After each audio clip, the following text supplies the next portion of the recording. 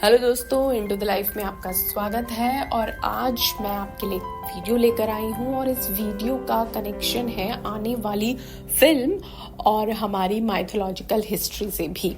तो जो आने वाली फिल्म है वो है कल की 2898 AD। इसका ट्रेलर रिलीज हो चुका है, कमाल का ट्रेलर है। आई होप आपने देखा होगा अगर आप फिल्मों के शौकीन हैं। और क्योंकि अमिताभ बच्चन की फिल्म है और काफ़ी चर्चा हो रही है इसकी, तो ट्रेलर आप देख लीजिए। मैंने डिस्क्रिप्शन में इसका लिंक भी दिया है। और इसके बारे में बात इसलिए कर रही हूँ क्योंकि इसमें अमिताभ बच्चन के लुक की बहुत चर्चा हो रही है। वो हमेशा ही अलग अलग लुक लेते हैं, लेकिन इस फिल्म में जो उन्होंने अवतार लिया उसका काफ़ी मतलब पॉपुलर हो रहा है। वो लुक एकदम अलग हटके है, इंटेंस है और बताया ये जा रहा है वो जो लुक है वो जुड़ा है उनके कैरेक्टर से। और इस फिल्म में अमिताभ बच्चन प्ले कर रहे हैं अश्वत्थामा का कैरेक्टर। अगर महाभारत टीवी शो आपने देखा है, किताबों में इसके बारे में पढ़ा है, तो आपने सुना भी होगा और अश्वत्थामा के बारे में आप जानते होंगे। लेकिन अगर कुछ कंफ्यूजन है तो इस वीडियो में मैं आगे बताने वाली हूँ कि कौन थे अश्वत्थामा और क्या है उनकी कहानी और क्या है अमिताभ बच्चन के किरदार से उनका कनेक्शन। तो पौराणिक कथाओं के अनुसार ऐसा माना जाता है कि अश्वत्थामा आज भी धरती पर जिंदा है। और अब आप ये सोच रहे हैं कि कौन है अश्वत्थामा।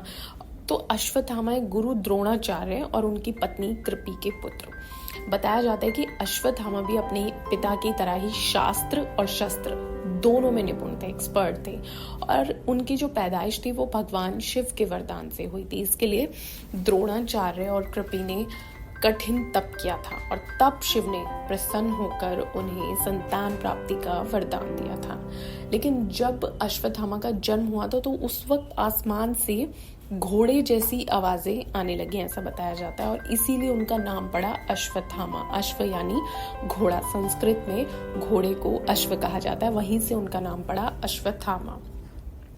बताया ये जाता है जब हम किताबें पढ़ते हैं तो कि वो बहुत शक्तिशाली और अमर थे। और जो कथा उनके बारे में बहुत फेमस है, अब फिल्म में वही कनेक्शन दिखाया गया है या कुछ और, ये तो फिल्म देख के पता चलेगा। लेकिन जो कथा अश्वत्थामा के बारे में बहुत फेमस है वो जुड़ी है महाभारत से। हुआ क्या था, महाभारत युद्ध के 18वें दिन अश्वत्थामा ने पांडवों से बदला लेने के लिए द्रौपदी के 5 बेटों को मार डाला था। ऐसे में उसे हराने के लिए श्री कृष्ण ने कूटनीति का सहारा लिया। इसके तहत युद्ध भूमि में ये बात फैला दी गई कि अश्वत्थामा मारा गया। जब द्रोणाचार्य ने इस बात को कंफर्म करने के लिए युधिष्ठिर से पूछा तो उन्होंने कहा कि अश्वत्थामा हतो नरो वा कुंजरो।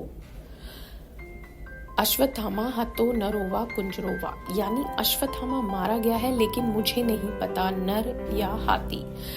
ये बातें सुनकर द्रोणाचार्य इतने भावुक और दर्द में, दुख में हो गए कि वो आखिरी शब्द सुन नहीं पाए और उन्होंने मान लिया कि उनके बेटे की मौत हो गई है। और वो बहुत दुखी हो गए और उन्होंने हथियार त्याग दिए। और तभी पांचाल नरेश द्रुपद के बेटे धृष्टद्युम्न ने उनका वध कर दिया। अब जब पिता की मौत हुई तो अश्वत्थामा भी बहुत विचलित हो गया और उसने पांडवों का जो वंश था उसे खत्म करने के लिए उत्तरा के गर्भ में पल रहे अभिमन्यु के बेटे को मारने की कोशिश की और ब्रह्मास्त्र चलाया। इस बात पर भगवान जो श्री कृष्ण थे वो क्रोधित हो गए और उन्होंने दंड दिया कि अश्वत्थामा जो है युगों युगों तक धरती पर भटकता रहेगा। और भी अश्वत्थामा से जुड़ी बहुत कहानियां हैं। बताया जाता है कि MP के किसी गांव में लोग मानते हैं कि वहां अश्वत्थामा भटक रहे हैं। तो ये है अश्वत्थामा की कहानी जो महाभारत से जुड़ी है और सब जगह दर्ज है। अब देखना होगा कि फिल्म में इस किरदार से जुड़ी कौन सी बातें दिखाई गई हैं। तो आप देखते रहिए इनटू द लाइफ।